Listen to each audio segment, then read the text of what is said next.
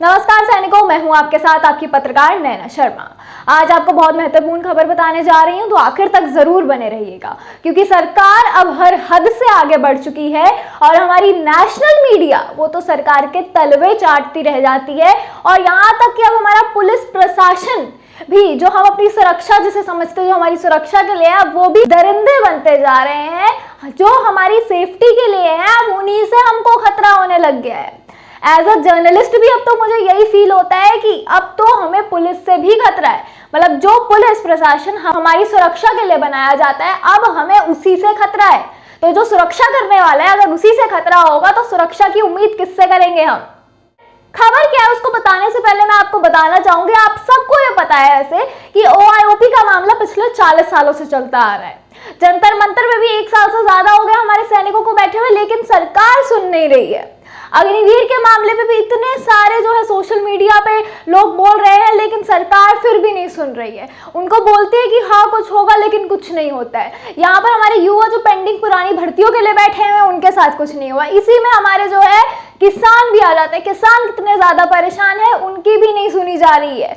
इन सबको इतना परेशान करके रखा है। और ये सारे मुद्दे जो हैं, ये मेन जो 5 मुद्दे हैं जो इतने लंबे समय से भी चलते आ रहे हैं और जरूरी भी है, दिखने भी चाहिए, वो नेशनल टेलीविजन पे कहीं दिखते ही नहीं है, नेशनल मीडिया पे कहीं आते ही नहीं है। नेशनल मीडिया वाले उन्हें कवर ही नहीं करना चाहते हैं, क्योंकि वो तो खाली उन्हीं मुद्दों को कवर करेंगे जो सरकार चाहेगी। ये जितने बड़े बड़े हमारे नेशनल मीडिया है, उनके CEO और जो बड़े अधिकारी हैं, उच्च अधिकारी, उनके हमारे सरकार से बहुत बनती है। वो सरकार के साथ बैठ के खीखी करना जानते हैं, लेकिन जनता जिसके लिए काम करना चाहिए, जिसके लिए वो बने हैं, उसके लिए कभी काम करने का सोचते ही नहीं है। उन्हें बस मतलब है पैसे से, उन्हें बस मतलब है पावर से, उन्हें बस मतलब है कि जो सरकार कहेगी हम तो वही करेंगे। सरकार के तलवे चाटते रह जाएंगे, लेकिन सच्चाई की राह का काम नहीं करेंगे। आर्टिकल 19 और फ्रीडम ऑफ प्रेस जो हमें मिलती है, उसका गलत इस्तेमाल करेंगे।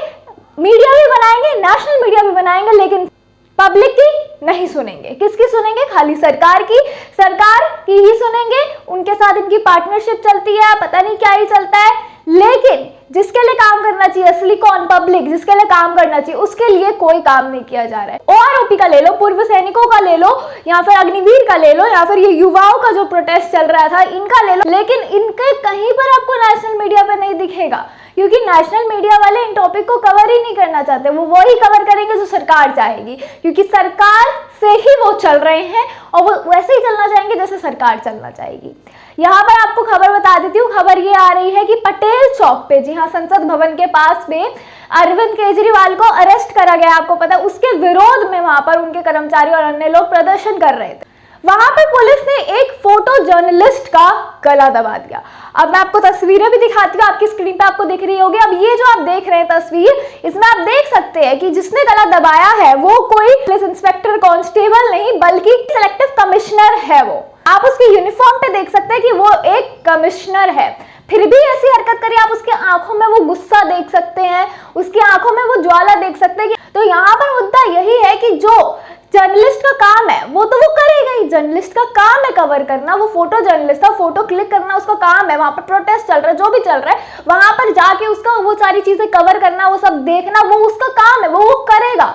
उसको कॉन्स्टिट्यूशनली भी उसका राइट मिला हुआ है फ्रीडम ऑफ प्रेस में, ठीक है, वो उसका काम है, वो करेगा। आप उसको उसका काम करने से नहीं रोक सकते। आप उसका गला कैसे दबा रहे हैं, सबसे बड़ी बात। और फिर अन्य फोटो में भी यही नजर आया है कि वो ऐसे उंगली दिखा दिखा के ऐसे जर्नलिस्ट से बात कर रहे हैं और डरा रहे हैं, धमका रहे हैं। ये सारी चीजें वहां पर दिख रही है फोटो के अंदर, आप देख सकते हैं।